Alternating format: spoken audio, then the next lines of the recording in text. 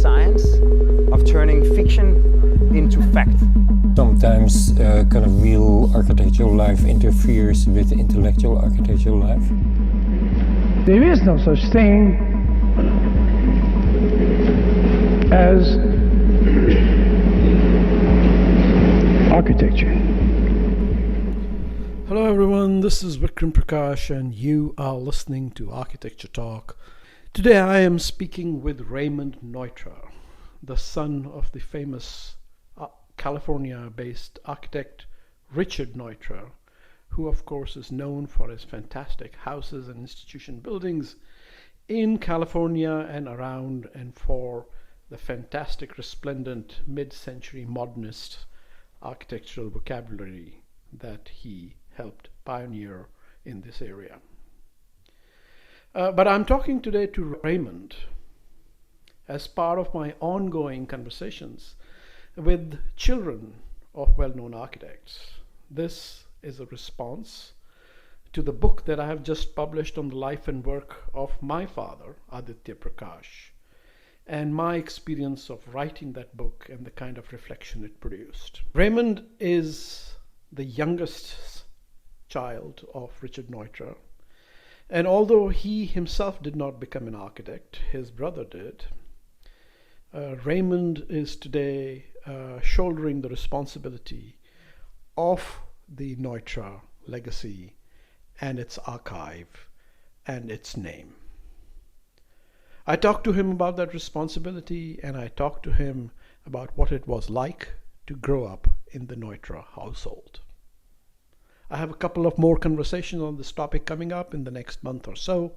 I hope you're enjoying them, and I'd love to hear from you if you have any thoughts about them or any of the other conversations. Here we go. My father's office was in the compound that we lived in.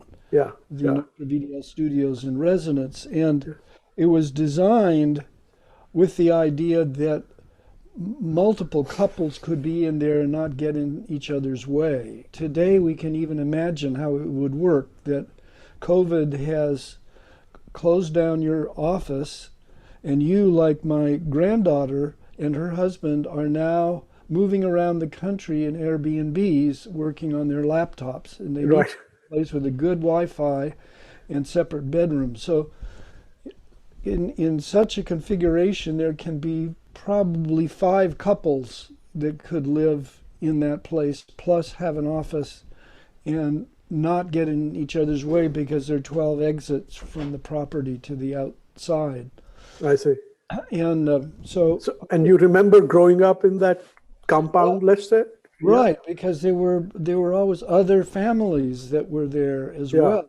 In the late 40s, a man named Frank Wilkinson, who helped found public housing in Los Angeles, and then because he was accused of being in the Communist Party, took the Fifth and was fired, and then became very active in reversing all the McCarthyite things. Anyway, so he and his wife and his little boy were living upstairs. A spinster lady was living in a little studio apartment with its own kitchen that shared a bathroom with the office. And then we lived in another part of the compound. So I would wander around in this space, and there were places I could go that no adults were, like the roof garden where I could climb up a ladder and throw dirt clods down on the cars going by.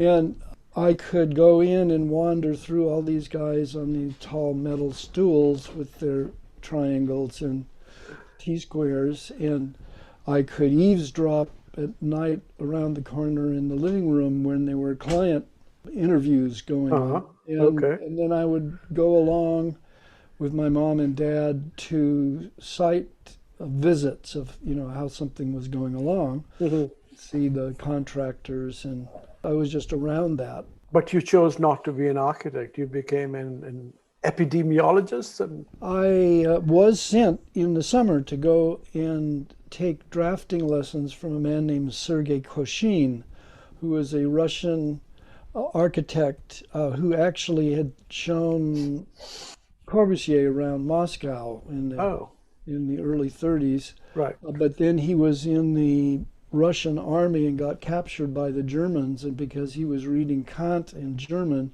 the commandant took an interest in him, and at the end of the war helped him get into a DP thing, and he left Russia. He worked for, I think, Konrad Wachsmann for a while in New York, and then ended up in my dad's office and was there for 15 years. So he tried to show me how to draft. Yeah. And I don't have very good hand-eye coordination, so it didn't come very easily to me. At about that time, my father had written Survival Through Design. Right. And I, having grown up around adults, and actually read it and was really interested in it and said, well, I want to be a neuroscientist and be a doctor. And since my father was interested in that, that was okay. And so that's how I got into that, without a really clear idea exactly what that career would be. At the beginning, it was going to be in laboratories and very scientific, but it turns out that I'm sort of a free thinker and sloppy. So, so you're more of an architect in that sense. But this general sense of architecture as a environmental, social, ecological project, this was very much the mission of the architects of that generation. Yeah. And what I'm hearing you say is, in some ways, you thought of your work as allied and interdisciplinarily connected to that work. Right. It's a very close mapping. The whole thing of client, and I think, was it your father started toward the end to be suspicious of planning too much in detail, but creating a matrix into which self-building and all kinds of spontaneous things can happen. I think my father did not get to that point. No, he was a person of great attention to detail and specificity and exactness of construction. Right, and not only that, but he liked these really small spaces. And it's sort of like designing an Airstream trailer or a train or a space capsule. You don't have the astronauts sort of tinkering around in. Did he design a space capsule? No, but I mean, that would be an example of the kind. Of the kinds of things you like. It's close, I think, to industrial design Yeah, sure. in many ways. But alternately, he loved these huge, big open spaces. I think this is a Zoom background of your Right. house. But you talk about, you seem to be critical of these extremely large glass panels in that article you wrote. Well, I just use it as a good example of how ultimately you're trying to balance many goods, and all of them probably have some adverse side effect that you can think of, and you accept some downsides in the exchange for some upsides and some balancing of things. Right. Now, of course, your father grew up in Vienna, and as a Jewish person at the turn of the century. Though I think he came to the U.S. early, well before, like in the early 20s, right? I mean, he was already in the U.S., so he didn't flee, strictly speaking. But many times I think about, the song Vienna by Billy Joel. No, I have never heard it. Vienna by Billy Joel. Oh, you have to hear it. It's one of his most amazing songs ever. I'll check it out. And it's about, it says, slow down, you crazy child. You're much too fast for a juvenile. When will you realize Vienna waits for you? And he explained one day that, his father grew up in Vienna. And he was Jewish. And of course, he had to leave, probably, I think he left early 30s. But when his father became old and retired, he went back to Vienna. And Billy Joel couldn't understand that.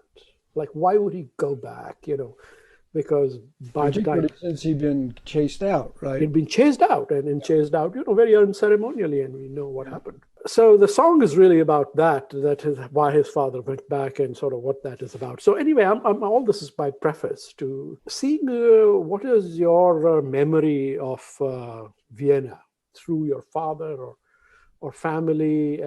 Did you have a connection? Do you have a connection? From that excerpt from his biography that's on your website, there's this sense that your father sort of went for the architecture he built because it was kind of an inversion of the very small, contained buildings he grew up in. But how did Vienna continue to play out in your growing up? So I've just finished Hannah Arendt's book, Eichmann in Jerusalem. Okay. And I had never realized that Eichmann began as an expert in Jewish matters in Vienna, even though he was German. Oh, really? And he facilitated, if I was a Jew, he would help me get to America. Of course, I would give him all my money. He would give me enough money so that the Americans would say, well, he's not coming here completely destitute. And he successfully moved 100,000 Jews out of Vienna, among whom were two of my uncles, who in came late to America, and who I just barely remember because my father was also the youngest child. So they were something like 15, 17 years older than he was. So they also were uncles to him. But I've come to realize that my father's family was also an immigrant family, that they had come originally from the area of Nitra in Slovakia, near Bratislava. And then my great-grandfather studied medicine in Budapest and then was working as a public health physician. And then he and his wife got typhus, and my grandfather was sent to relatives in Vienna. So he would have come speaking Hungarian, probably. I see. And was in the second district of Vienna, where all these Jews and other kinds of people were. And my grandfather Samuel worked as a sort of a mechanical engineer assistant, casting bells and making. He ultimately, with a fellow worker, and they were both in the socialist workers movement, he eventually had his own little shop where he made cowbells and gas meters, and he had about 14 employees. My father then was kind of a first generation Viennese. Yeah. His older brother's one who became an engineer, the other became a psychiatrist, physician, and an older sister was an artist who married an art historian that was a keeper of the Habsburg crown jewels. So clearly he was part of a dissident group who are the people that we think of when we talk about Vienna, right? Yeah. Fin de siècle, Vienna, yeah. Right. Right. These are the people that were willing to criticize all kinds of things. In our circle of friends, there were not so many of those 1938 refugees, but apparently my parents tried to avoid them, partly because they were trying to become Americans. We spoke English at home. Yeah. So you didn't have much of a Jewish emigre population hanging around in the Lowell compound or anywhere. There were people who were always dropping in, knocking on the door. And my parents were trying to break into American society, so when they met someone interesting somewhere, they would invite several of them for dinner. And there's a list that my mother prepared that starts in 1939 and ends in 1963 with everybody that came to dinner, what they talked about, what they served them, and what she sang to them. Really?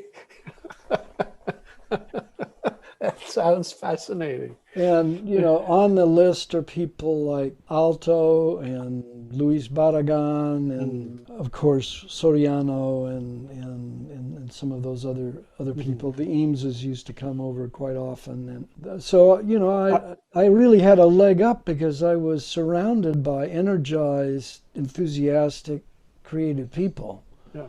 I mean, in one sense, my father was the director of the School of Architecture in Chandigarh. Through the 70s, he was principal, as they call the dean equivalent over there. And there was a constant flow of people coming to Chandigarh to see, the Corbusier works and everything that came out of it. And as the dean of the School of Architecture, I had a similar experience. There would be people showing up in the evening for dinner just at a spontaneous moment's notice, and they were from all over the world. Yeah. I think my father was there and defended Chandigarh against some critic. Yes. And your father went to Chandigarh, right? Right. Yes. Did he talk much about Corbusier? Not too much. I think that they only met in 1930. I'm not sure that their paths crossed again. Really? I had the opportunity to meet Gropius and Mies and Luis Barragan and Buckminster Fuller and Wright. Right. But all in your house? No, they were in different. Wright at Taliesin as a little kid. That's when your dad was working for Wright briefly. No, that was in 1942 when he was coming back from teaching at Bennington. Yeah. And my mother always kept up with Wright and proposed that if she was going to be taking the train, they could take a detour, spend a few days up at Taliesin, and so that's indeed how it worked out. Was there a sense of this entire community that everybody thought of themselves as really radical people? Well, I think that it's one thing to be, let's say, somebody like Bruce Goff or John Lautner or Wright himself, who are making great formal gestures. There are other people, and I would say the Eames and my father and Jean Prouvé, I guess Le Corbusier too, are paying a lot of attention to program the way an industrial designer would. Yeah. A radical industrial designer. Yeah, I meant it in that sense, in the sense as radical, almost industrial design, transformative, socially, culturally transformative design. Right. That's how we read about, Neutra, everybody. And what I'm trying to get to was that the topic of conversation in those drawing room conversations? Yeah, well, he was extremely great fluidity of association and very inventive and imaginative. So if someone would say something, he usually would. He here being your father or my father? My father. Yeah. My father would think of how it could be just the opposite in a very interesting way, and then then you would have a lot of playing back and forth in the conversation. Yeah. So he was always curious about learning new things, and he was very interested in sociology, psychology, neuroscience, mechanisms, in the spirit of the original Fechner and Gustav Wundt. And the people who came and knocked on the door, of course, were signed on to this idea of design, environmental design, as something with responsibility to people. They were being responsive to existing climates. I don't think they were thinking yet about how they would have to be flexible to a changing climate or doing things to prevent an acceleration of the climate. So there was, I guess, Le Corbusier liked cement, which isn't so good for CO2, and Neutra liked steel, which is also not so good.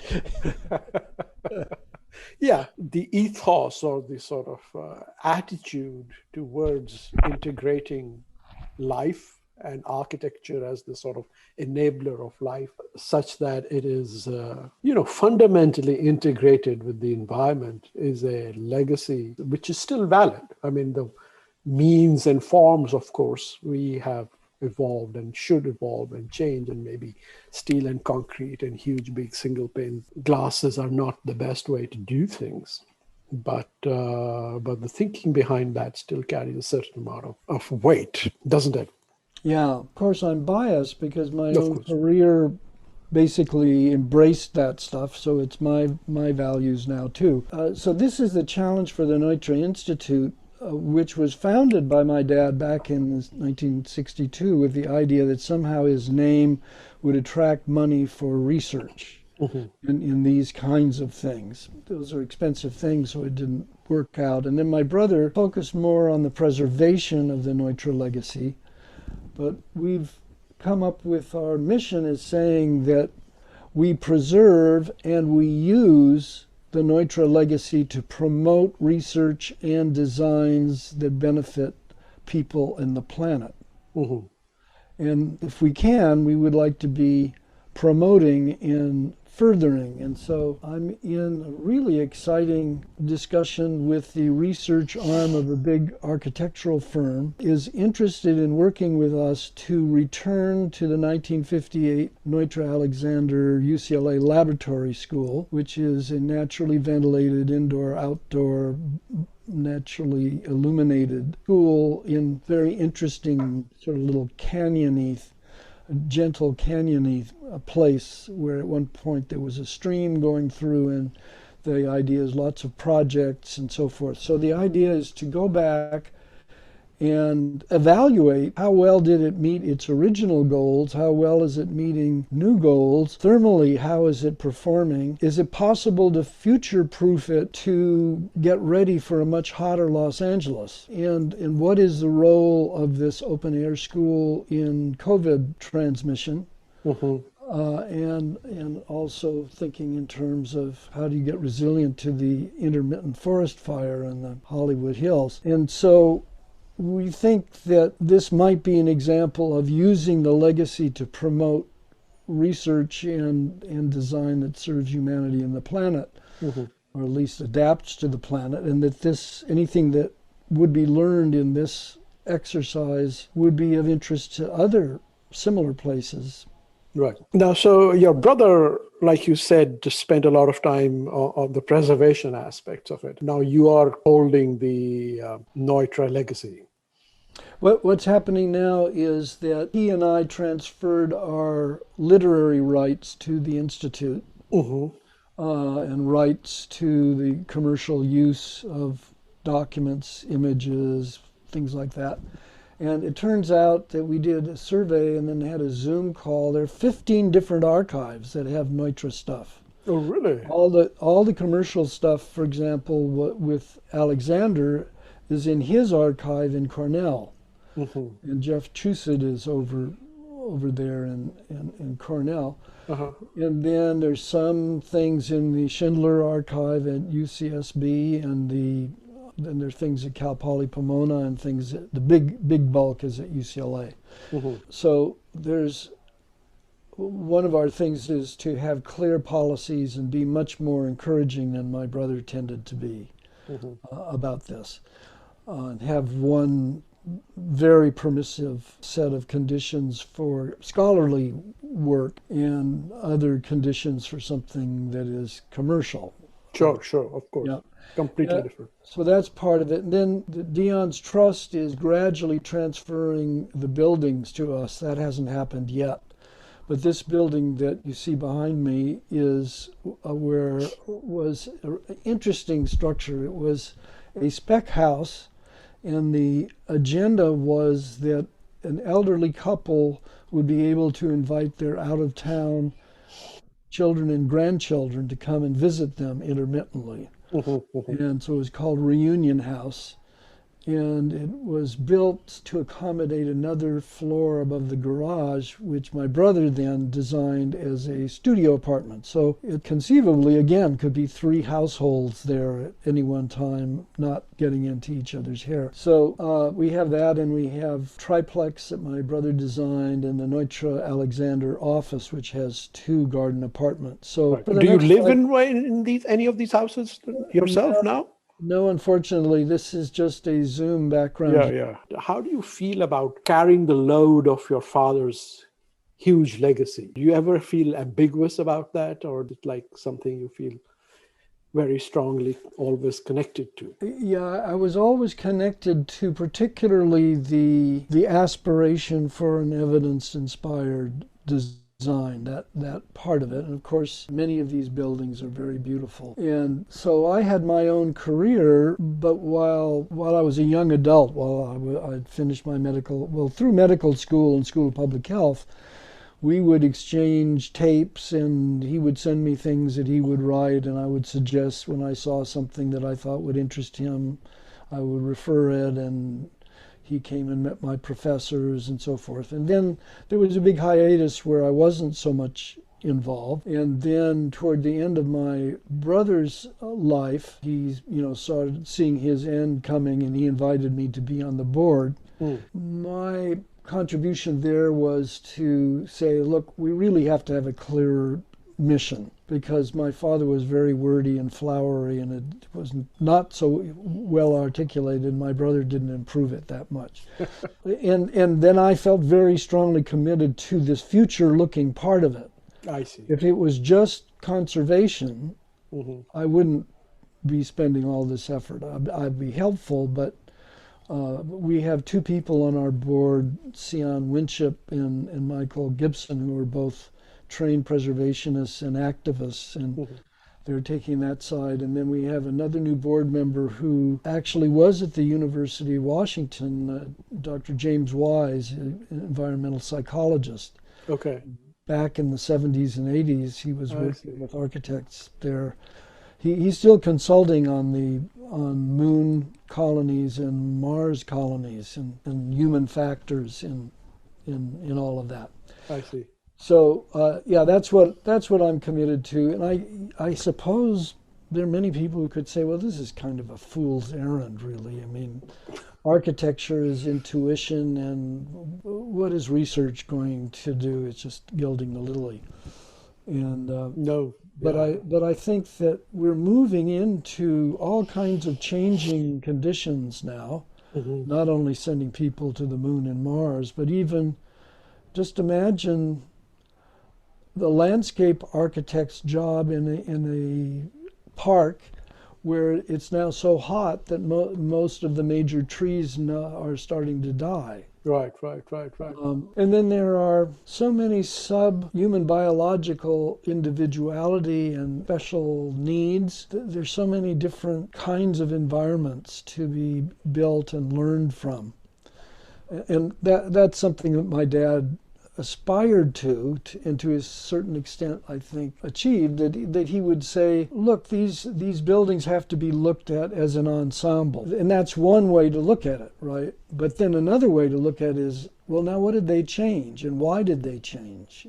And so I like to show a picture of that original rooftop deck at the VDL studio residences. Then you have, for example, with the Kaufman Desert House, which also has a rooftop garden, and part of it's out in the sun, but part of it is under a canopy with aluminum louvers that can lock against both the wind and the sun. And then in the 1963 version of VDL, you have an enclosed space. You get there by both a little elevator and a little stairway now, and you have a sliding glass door out onto this open space, but you can also be inside. And this turns out to be a heavily used space now. I see. So you described the architecture and its intellectual location and arguments and contentions and how you're continuing that. But what was it like? What was your father like as a dad, I guess, as a person around the home and the house? What was his personality like, and how did you two get along? My brother had a much harder time of it, sort of dug in his heels a lot, sometimes maybe just in service of not so much of the idea, but having his own idea. Yeah. And I think he was like my oldest brother was frankly autistic, and I think my brother Dion was in some ways on the autistic spectrum. He just didn't read people, and he continuously got in trouble had interpersonal conflicts. He was not an ill-intentioned person, but he hurt people's feelings by really not thinking out, looking at things from their point of view, or making sure there was good win-win solutions.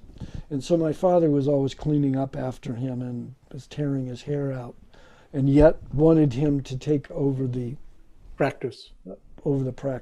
Yeah.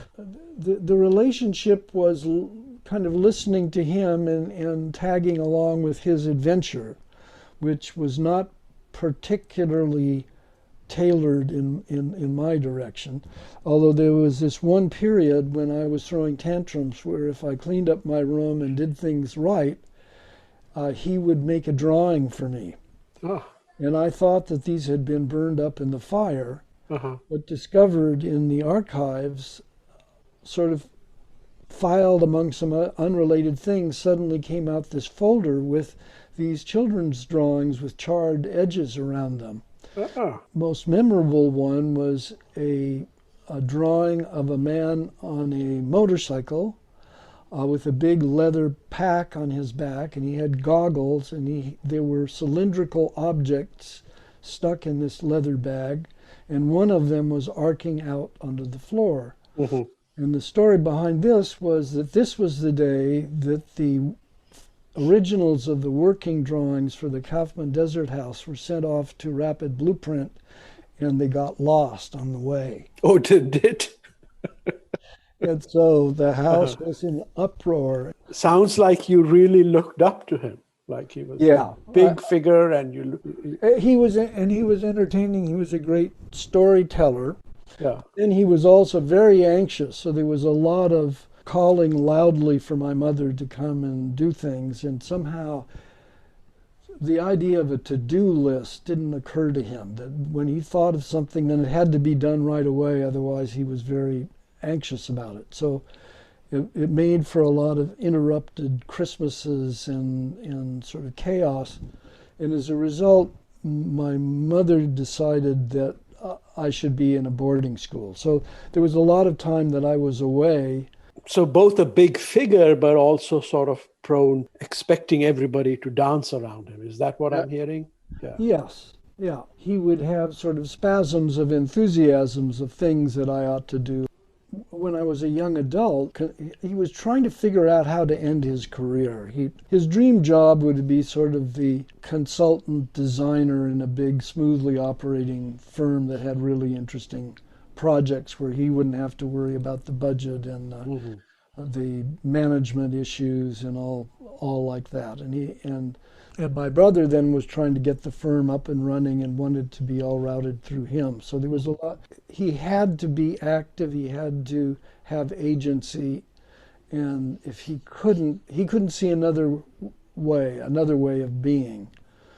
And so I think about this now myself, that at some point it's quite possible that I'll have a stroke or I'll get Parkinson's disease or this or that, and there will be months to years where all I can do is be and not have agency, really. And all my life I've had agency, and this is the way he was too. Was he very anxious towards the end of his life? Yeah, he was frantic, trying to figure out some way to have a better option. And my parents were always happiest when they were traveling, because there wasn't the pressure of all these responsibilities and a constant flow of interesting people and interesting places. And being invited like that means that you get to see a place in a way that's special. I'm sure your dad took tours like that around. Everywhere, all the time. He was just traveling all the time, everywhere. Yeah. And I think that many ways I have ended up in the United States and spent the first half of my life really traveling hard because I wanted to catch up to him. He traveled a lot. Was he disappointed that you wanted to go into architectural history, or was he alive when that happened? No, he was very much alive then. Yes, he was disappointed, I think. He wanted me to be a more practical man of the world, designing and, solving big problems and continuing his projects or not or whatever. I think history and writing books for him was like all right, if you can't, you do that, then. But no, he was very supportive at the same time. I mean, he was very happy I was here, I was doing academia, I was looking still at architecture and writing about that. And he was very happy to be here with us. So in that sense, it was good. Anyway, as we move towards the end, one of the things that struck me when I was listening to that excerpt from his autobiography, your father's, was that he liked to lick architecture. Lick doorknobs, lick parts of joinery, and so on. And somehow that seemed to be a huge thing, a magical kind of a relationship to architecture, to the love of architecture or something like that. Did you go around crawling under tables and pianos and lick the architecture? I mean, your father's architecture was already very, very famous by the time you were growing up. Right, yeah. My mother was a musician, and Sunday mornings was the time that she was not supposed to be bothered by my father, that she had a few hours and she would go down to the garden wing of the house while he was upstairs on the other side, and she would play Brahms and Schubert Lieder and Bach, and she would play her cello and stuff, and I would be under the piano reading the Sunday comics, and while she was doing that, she was. So you were also under the piano. Your dad also talks about being under the piano. Yeah. My mother early on was captivated by my father's enthusiasm for his mission, if you like, to have a better architecture. And she gradually accumulated all kinds of skills. And she learned to be my father's public relations person. Virtually every single one of his buildings was documented. And that he pushed that, and he pushed the ideas that he felt it exemplified.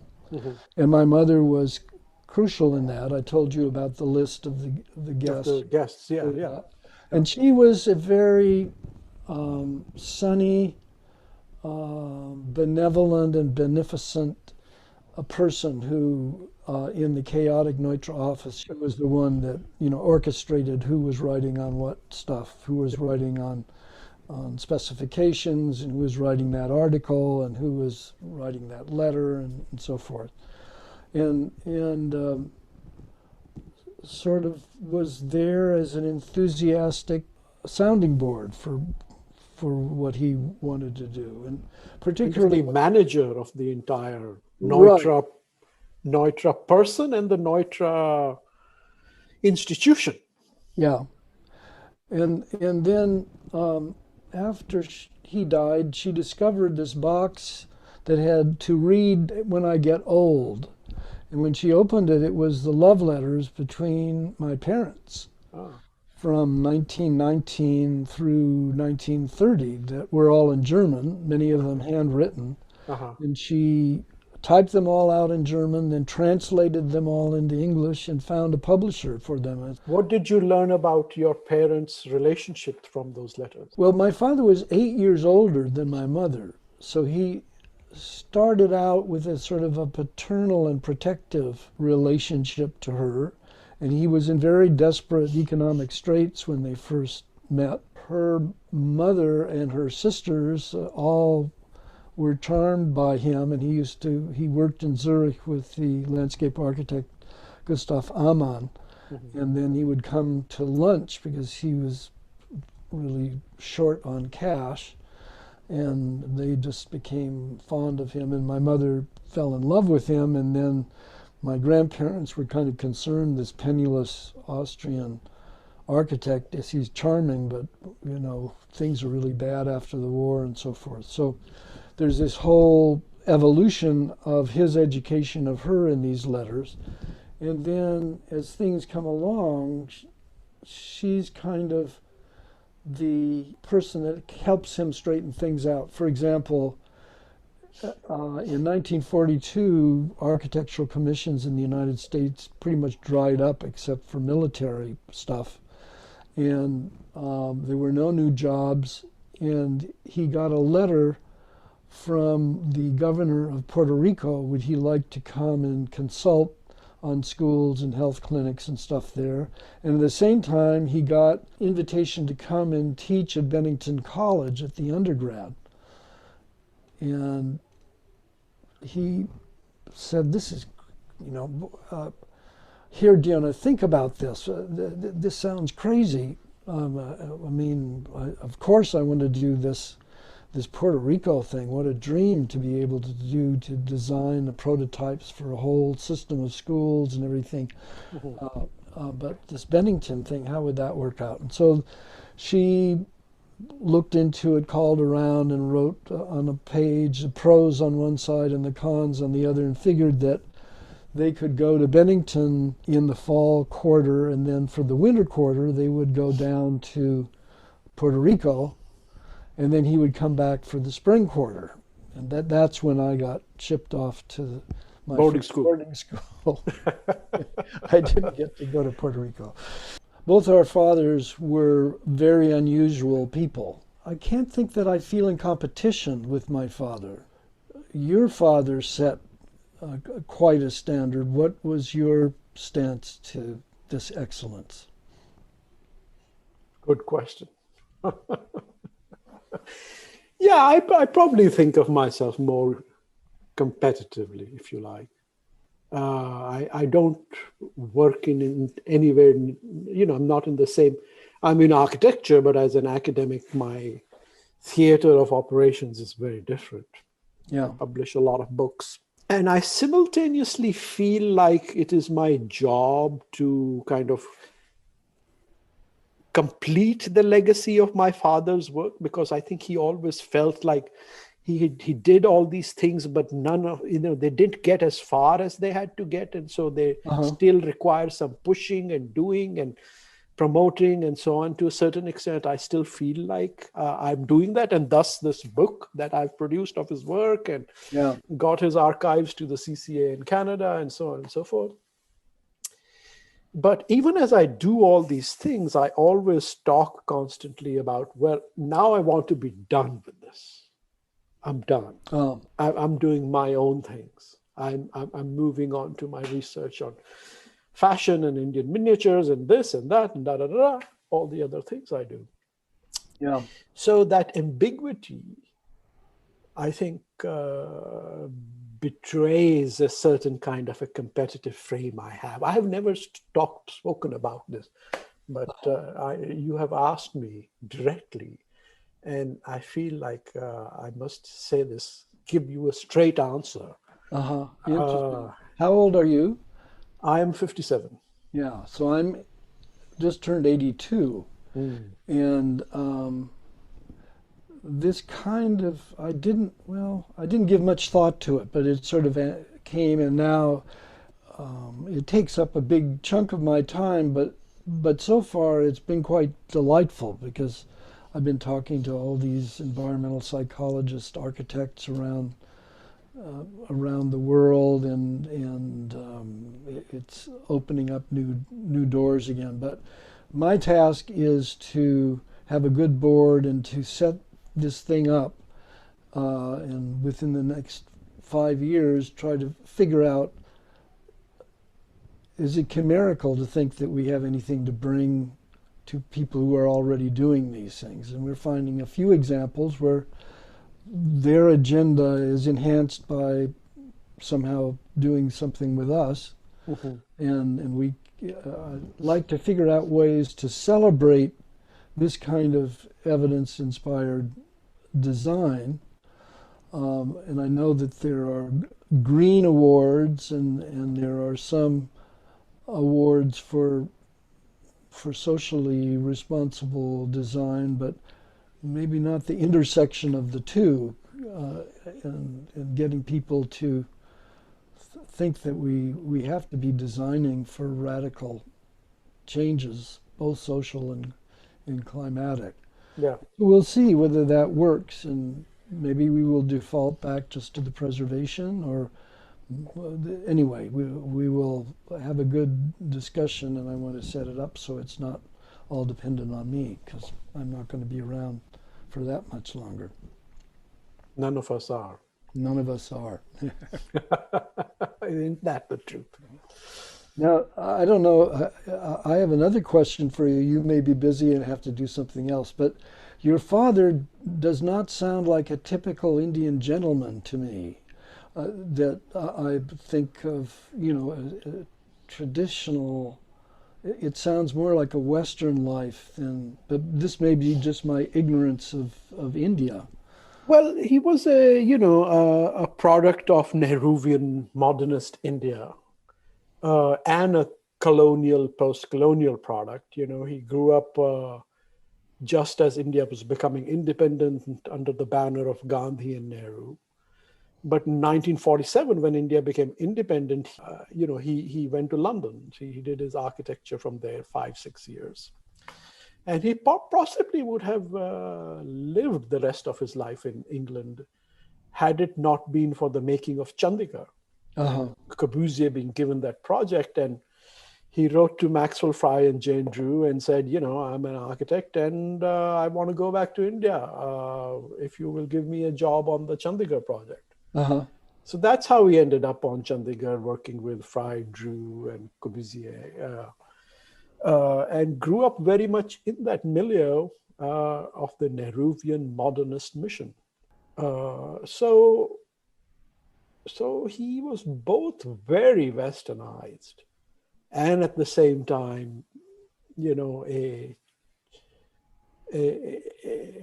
strong critic of Corbusian modernism, wanting the architecture and the city to be much more sustainable and energy efficient. And he was talking about composting, recycling, food security, growing food everywhere, animals as an integral part of homes and living in the 70s after coming out of the energy crisis. Right.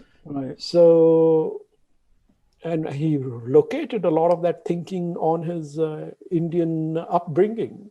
And he said, these are things modern architecture forgets. Yeah. What caste was your father? He was the merchant caste. Which one is that? It's third in the hierarchy, if that's the thing. Who's the Brahmins at the top, right? Then the Kshatriyas, who are the sort of warrior caste, and then he was born third caste. But of course, he was an academic for a good part of his life, so he was masquerading as a Brahmin. Of course, he did. Yeah. He was very modern, and he didn't observe any of these sort of caste. So, what is your thought about where India is going now with extreme Hinduism? I think it's a disaster. I don't know. I feel very alienated from the country now. There was a long time when I left India in '86, and for a long time I felt like I was going back to India. Now I feel the country is a completely different and new place, and I feel very distant from it. And its ambitions, both economically and intellectually, if you want, with religious right-wing, very strong right-wing perspectives coming out of not only many parts of the country, but in the government, are antithetical to the basic foundations of the nation that I grew up in, which was the Nehruvian state and its aftermath. So I feel very distant from it, and I fear the worst, because they're not going to catch up to China, which is sort of the supposed mission. But if they do, it's going to be at huge cost. It's a challenge. I've just finished Bill Gates' book, How to Avoid the Climate Disaster. Yeah, I saw that. Yeah, I haven't read it. It's really excellent. Really excellent. I learned all kinds of really good things about it. But my goodness, this humanity has so many things that they must do that they congenitally find very difficult to do. Right. Yeah. Anyway, Raymond, thank you so very much for this conversation. Thank you for taking the time. I wish you the very best with all your projects. Thank you. And if you get back down this way, I hope, or I get up to Washington, I hope we can meet as things ease up some. I will look forward to that. Okay. Thanks a lot. Bye-bye. Bye. Architecture is really Thank you for listening to Architecture Talk. This is your producer, Amelia Jarvinen. We hope you enjoyed the conversation, and if you did, please subscribe and rate us on iTunes or Spotify. We would also love to hear from you if you have any suggestions on new topics or guests. You can always reach out to us on our website, Facebook, or Instagram. Thanks again, and until next time, this is Architecture Talk.